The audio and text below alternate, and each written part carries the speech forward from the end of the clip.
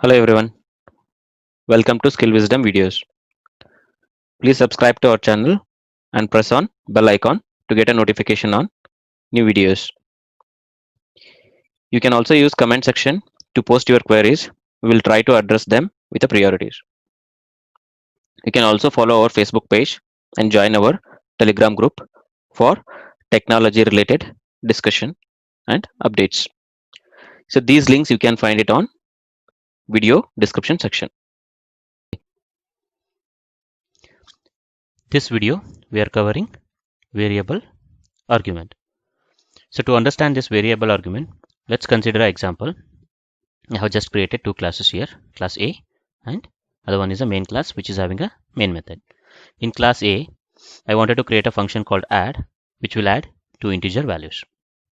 Okay, I have just added a function add which is adding a two integer value. If I want to call this function in my main class, what I need to do? First I need to create object of class A. Then using that object, I need to call add function by passing the two arguments, right? So now assume that I want to add two number and sometime I wanted to add three numbers also. Then what I need to do?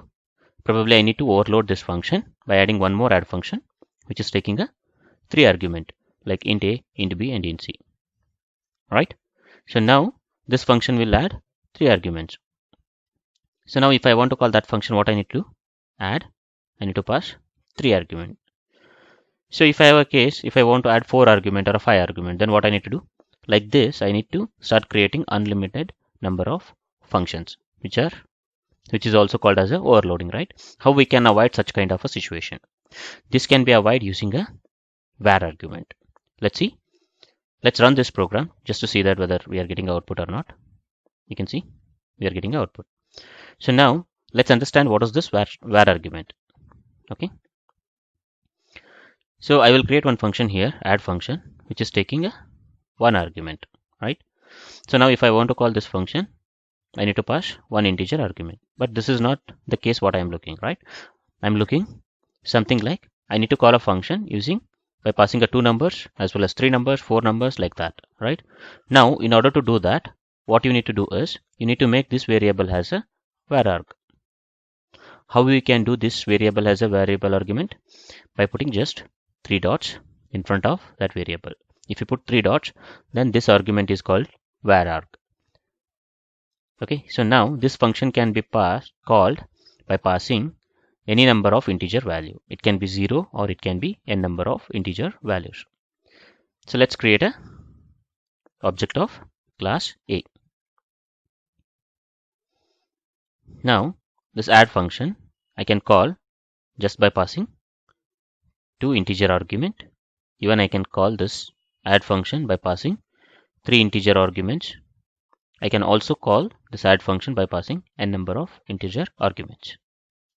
Okay, I can also call this add function now by not passing any integer value. So as I said, var argument means it will matches 0 to n number of arguments of type integer. Okay, I can also call this add function by passing one argument. Okay, so now when you pass these arguments, right, basically these arguments will be stored in this var arg in the form of arrays. So if you want to access these arguments, what you need to do? You need to use indexing thing, because that's how we access array, right? If you say var of 0, then it will point to the first argument. If you say var of 1, then it will point to the second argument. If you say var of 2, then this will point to the third argument. Clear? Let's rewrite this function to add a number of values. So I will declare a variable result as 0. Then I can use for each loop, right?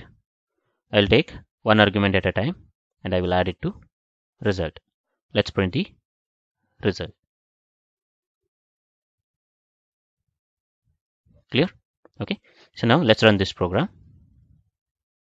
I'll just run this program. You can see we got a output. So it is worked for 2 argument as well as 3. It will work for 6, 7 arguments. It is also working for 0 argument. Then it is also working for 2 argument, right? Okay.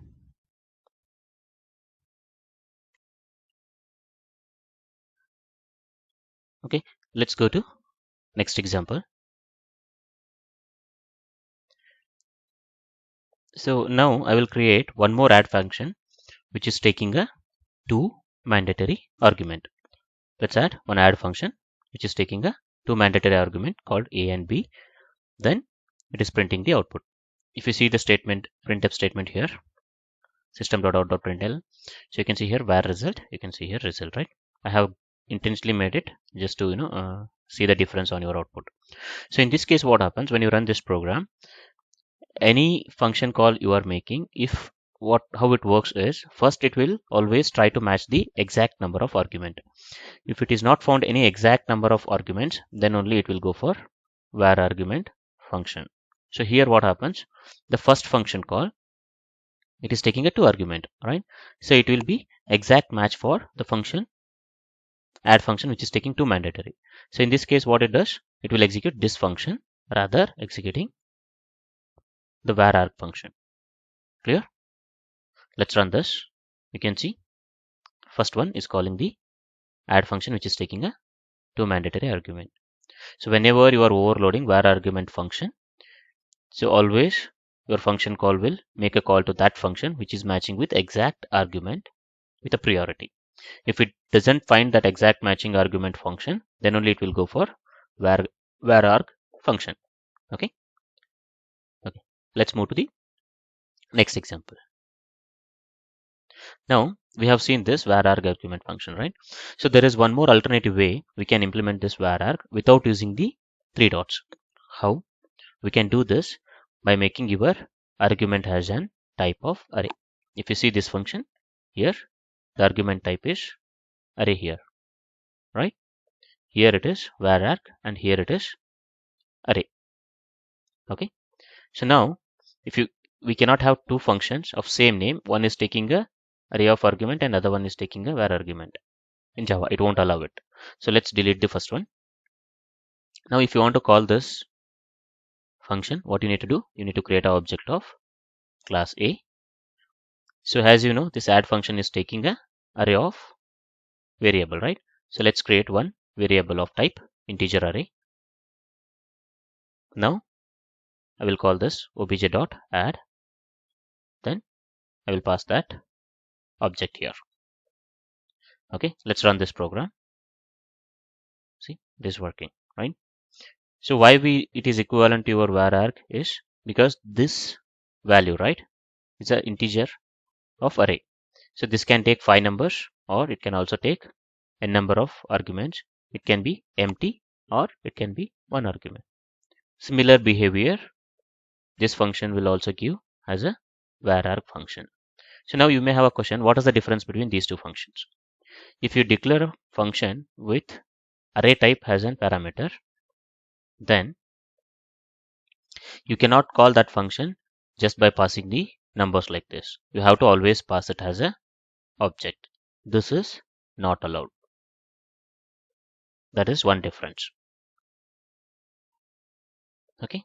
So if you are creating a function using a var arg, then you can call this function either by passing an array of object, or you can also call this function just by passing the number of parameters like this. Clear? Now let's go to the next example. Your function can have a mandatory argument as well as var arg. Okay, you can declare a function with some mandatory arguments and one var arg variable. So in this case, what happens, if you want to call this function, you need to always pass this mandatory arguments like a and b value. You have to pass it, but the third one you can pass or you cannot, you can ignore it. Like if I call this function like this, then 2 will become a, 4 is a b, then 5 6 will go to var. If you call this function with only two arguments, then a and b will be 2 and 4. This will be empty array. You cannot call this function by passing arguments less than 2 because there are two mandatory arguments here. Okay, so let's print this a, then I will also print b, then I will print var arg, just to see whether these values assignment thing is happening properly or not. Let's run this one. You can see here, first one 2 4, then array. In second call 2 4, then empty array. Clear? Let's go to the next example. You cannot declare a function by defining vararg as a first argument. Vararg should be always at the end of your argument list. You cannot have it in a middle or a first. This is not allowed in Java. Remember, always vararg should be at the end. Also, you can have only one vararg in your function. You cannot have more than one vararg. If you see here, I'm trying to declare a function with 2 vararg, right? This is also not allowed. So another difference is, if you are using an array of elements here, then you can have a more than one array as an argument for your function. But vararg will not be allowed. Clear? How to use vararg and what is the condition to use vararg? Thank you all.